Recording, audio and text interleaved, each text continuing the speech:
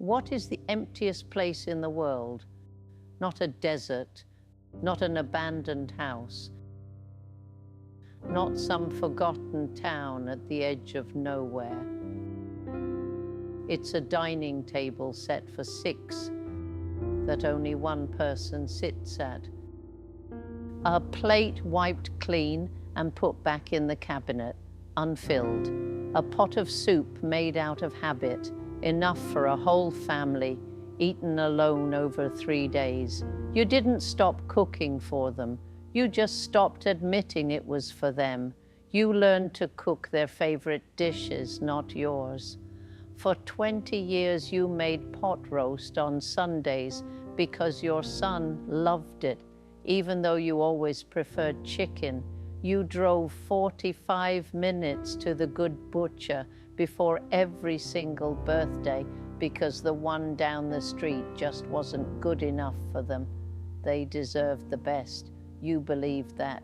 You stayed up until midnight frosting a graduation cake for a ceremony they almost didn't invite you to. You smiled anyway and brought the cake anyway. You kept every dietary restriction in your head like scripture. Lactose intolerant, no cilantro, allergic to shellfish. You never once forgot, not once. And now they send a heart emoji on your birthday and call it love. I know you, I know exactly who you are. You still buy too much at the grocery store. You still reach for the big pot out of pure habit. You open the fridge on Sunday afternoon and just stand there, staring, not because you're hungry, because feeding people was how you said I love you. It was your language, your whole language, and now there's nobody left to hear it. Everyone will tell you the same thing. Keep reaching out, keep the door open, keep trying, be patient. They're busy, they'll come around, just give it time. And maybe you've been holding on to that advice for months now, maybe even years, but here's what nobody says. Here's the part they always leave out. Stop setting the extra plate, because when you save a seat for someone who never shows up, you're not keeping hope alive. You're just keeping yourself small. You're shrinking your entire life down to fit around an empty chair. Calling every Sunday they don't answer isn't love. It's waiting for permission to feel worthy. It's asking someone who isn't even picking up the phone, to tell you that you matter. Cooking a beautiful meal and sending them photos, hoping somewhere deep down they'll feel guilty enough to call. That's not connection. That's a quiet cry for help they've learned to scroll right past without blinking. Listen to me. The table doesn't make the family. You already know that. You learned it the hard way, sitting alone in a room full of empty chairs. You learned it. Now let's learn something better. Let's talk about step 1. And I need you to really hear this one. You were not a perfect cook. You burned things. You served dry chicken and over-salted soup and forgot about the rolls in the oven until the smoke alarm reminded you. You missed some meals. There were nights you were too tired, too broke, too broken to make anything beautiful. You served love imperfectly, just like every single parent who has ever stood in a kitchen and tried their best. And somehow, somewhere along the way, you started believing that those imperfect meals are the reason they don't call. So let me say this clearly. If your child is holding a grudge about a cold dinner from 1987, that is their weight to carry, not yours. You don't pick that up. You leave it right there on the floor where it belongs. Forgive yourself for the burnt edges. The meal was still made. You still stood up, you still showed up to that stove when you had nothing left to give, and you gave anyway. The contract you signed when you became a parent was not be perfect, it was show up, and you showed up imperfectly, humanly, exhaustedly, but you showed up every single day. So say it with me, even if it feels strange the first time. My kitchen doesn't owe anyone an apology. Say it again until you believe it. Now, step 2. This is the part that changed everything for me. I want you to think about something. You spent 30 years cooking to pull people in. Every dish was a kind of invitation. Every meal was you saying, please come to the table, come back to me, come home. But what if, just for a moment, what if you cooked simply because it is one of the most beautiful things a human being can do? Not for them, not as a message, not as a plea, just because your hands know how to do something wonderful, and wonderful things deserve to exist. That thought sat with me for a long time. And then I did something small. I signed up for a Thai cooking class on Wednesday evenings. I almost didn't go the first night. I sat in my car for 10 minutes, telling myself I was too old and it was too late, and what was the point? But I went inside and I met a woman named Carol who oversalts absolutely everything with zero shame and makes no apologies whatsoever.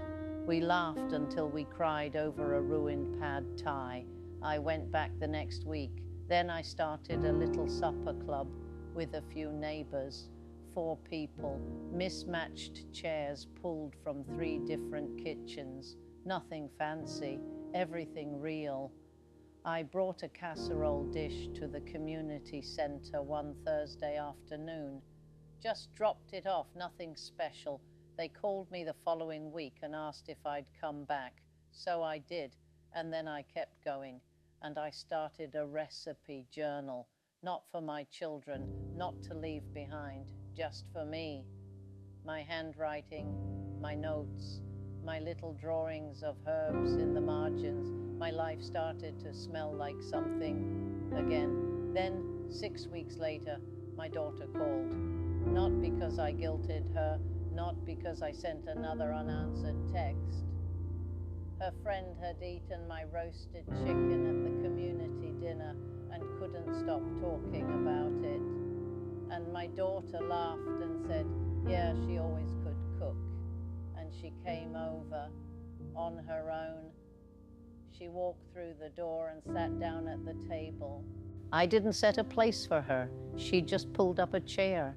Now I have to be honest with you, because you've sat with me this long and you deserve the truth, not just the part that feels good. Some of you are going to do everything right. You're going to put the phone down. You're going to forgive yourself. You're going to sign up for the class and start the journal and bring the casserole to the community center and plant every single seed in that garden with patient, loving hands, and they still won't come. I need you to hear that. I need you to be prepared for it, because nobody ever says it out loud, and then people feel like they failed when the ending doesn't look like a movie. People are busy. That's the polite version. The honest version is that people are selfish, not evil, not monsters, just deeply, ordinarily human, which means they get tangled up in their own jobs and their own problems and their own children and their own noise. And somewhere in the middle of all of that, they forget. They forget who drove 45 minutes to the good butcher. They forget who stayed up until midnight. They forget who kept every allergy, every preference, every quiet little detail stored away like something sacred. They forget who fed them when they had absolutely nothing. And that is a grief that doesn't have a clean name. It's not the grief of losing someone to death, where the world stops and hands you a casserole and tells you it's okay to fall apart. It's a quieter grief, a slow one, the grief of being alive and present and invisible all at the same time. The grief of a phone that works perfectly fine and simply never rings. I'm not going to stand here and tell you that pain goes away completely. I don't think it does. I think you carry it, and over time you get stronger and the weight feels different. more manageable, less like drowning, but I won't insult you by pretending it disappears. What I will tell you is this. That grief does not get to be the whole story. It does not get to be the last word. It does not get to sit at the head of your table and run the rest of your life. You have spent so many years making sure everyone else was fed, everyone else was comfortable, everyone else had exactly what they needed before you even thought about yourself. You moved through your own life like a guest, quiet, grateful for whatever was left over, always waiting, always adjusting, always making room. That is over now. Not because you're angry, not because you're giving up, but because you have finally realized something that should have been obvious a long time ago. You are not the supporting character in this story. You are the whole story. So tonight, I mean tonight, not someday, not when things are better, not when they finally call. Tonight, I am going to my kitchen and I am making something magnificent, not for anyone. There is no audience, there is no photo to send, no text to craft around it, no quiet hope that someone will see it and feel something. None of that, just me, just this kitchen, just the sound of oil hitting a hot pan and the smell of garlic and the particular kind of peace that comes from doing something with your hands that you are genuinely, beautifully good at. Because I am still here, that is not a small thing. I am still here, still standing, still capable of creating something that stops people in their tracks and makes them say, "How did you do that?" I did not disappear just because someone stopped looking. This kitchen, my kitchen, deserves to smell like something wonderful again. It has been quiet long enough. And listen, the door is still unlocked. I want to be clear about that. I am not slamming anything shut. I am not burning bridges or writing anyone off or pretending I don't have a heart that would crack wide open if they pulled into that driveway tonight.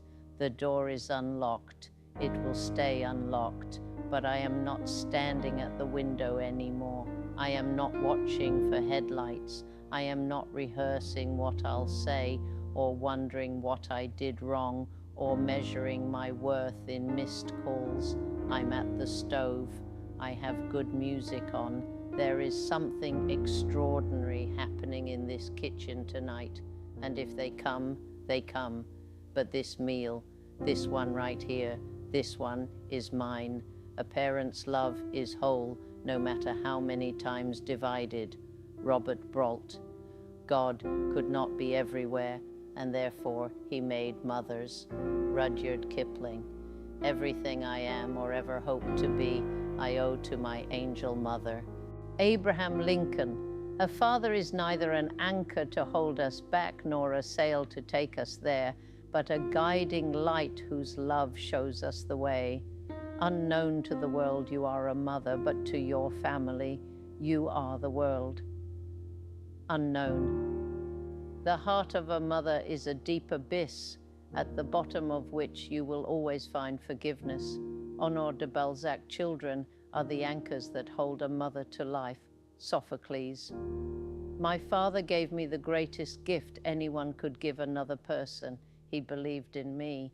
Jim Valvano. Life began with waking up and loving my mother's face. George Eliot. Mothers are like glue. Even when you can't see them, they're still holding the family together. Susan Gale.